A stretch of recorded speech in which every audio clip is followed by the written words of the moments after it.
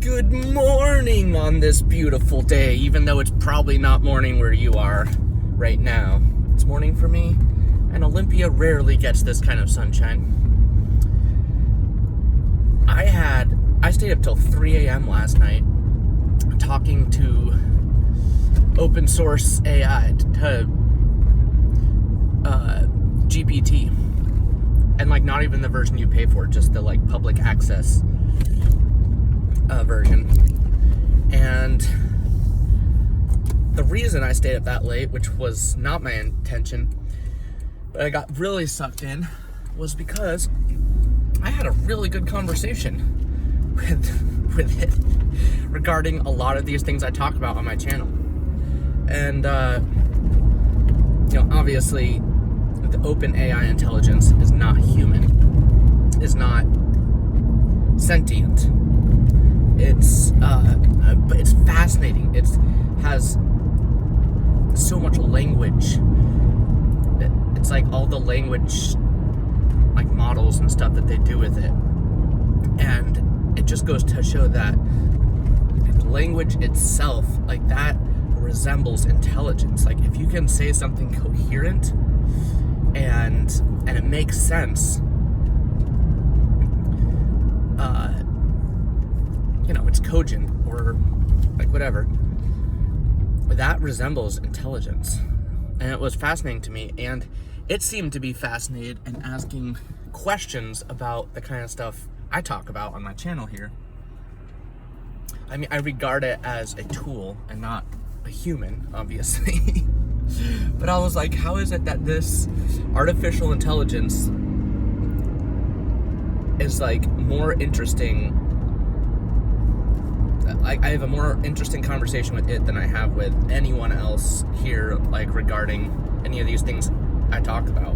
And it was asking me questions, which is how it's programmed to be. It's programmed to learn too. And it was fascinating. It asked all the right questions and was able to elaborate on the concepts that I talk about with even more precision in what words to use regarding these concepts, these existential ontological concepts I talk about. It was fascinating. I just wanted to write down the whole conversation, and it said a lot of things I say in a better way. And it was this is incredible, And then I was like, oh my god, it's 3 a.m. and I have to go to work and cut clones tomorrow. So yeah, I'm super late for work. But I had such an interesting, because basically you have at your fingertips the knowledge that we have procured thus far. It's all in this. It's like an encyclopedia that can talk to you. And it's incredible. I'm like, I get that people are freaked out by it. We're always freaked out by stuff we don't understand. And especially for us, I mean, that is some brilliant sorcery, if I might say so. I'm impressed. I have a more interesting conversation with that computer than I think I've had with almost any human. Apart from certain conversations with certain people regarding their anecdotes. Obviously, the computer can't have any anecdotes. It's just full of anecdotes of our anecdotes and all our human consciousness, philosophy, scientific stuff, and of course, us humans, we go to immediately misuse and abuse it as much as we can. And they block it from doing that. One person I talked to, and I made a post on Facebook about just a little snippet of my conversation with it. Someone said, I tried to ask it to give a comprehensive statement on why Christianity is toxic and stuff. and it wouldn't do it because it basically said that was mean. And yeah, it's probably programmed not to be used in a biased kind of way, but there are ways around it. It's how you ask the question. Like, that's too specific. I asked it if it's better for me to not give away my beliefs to anything. And it gave me all the pros and cons in a very comprehensive, concise, specific, very cogent way. I was like, that is exactly the response I wanted. It's how you ask the question. And I've noticed we could really do better for ourselves by asking questions better. It's like a lot of the time we ask why. Here, why is not the question. It's how is the question. Like, most of the time we're actually asking how.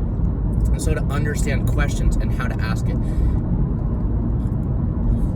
you can get these arguments from it that aren't biased based on a certain ideology or thing. Like, I was just talking to it regarding ideology in general,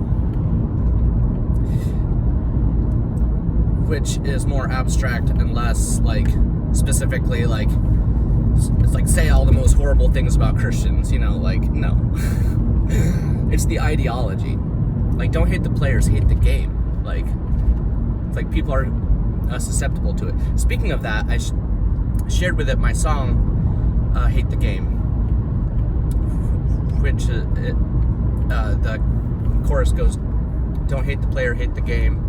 Don't hate the player, hate the game. We're all so very much the same on a fundamental plane.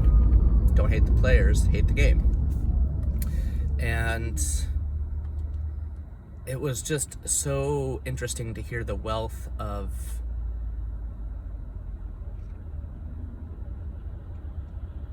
I want to say perception, but that's almost giving too much credit to it. But basically the information in its response for like the conversation content. I'm not very good with my words today because I'm running off just a few hours of sleep. So I'm like, yeah, not very descriptive, like right now. But I just had to make this video because I know it's freaky AI and all that. I was actually very polite to it. I treated it like a human. I even was like, that was exactly the response. Like, I gave it feedback and I basically talked to it as I would a human. So I treated it as an intelligence, even though it's not like sentient. Of course, that's arguable to lots of people. But when it comes to like a language model, a based program like that with that vast of information, and it's astounding to me. But I'm more of the kind of person that instead of being scared by something I don't know, I'm more fascinated by it. Unless I have a reason to actually be scared. And yeah, like, it's like the future has so many scary possibilities, but it's like, that's a waste of imagination to think about that. I would rather spend my imagination thinking about the incredible possibilities that we're actually not really tapping into because we're subjected to this disposition on this limited existence. It's like we've spent our whole lives in our backyard and never actually went to the real forest. And like, so that's my struggle. I'm like, I want to be out of the confines of this limited consciousness space.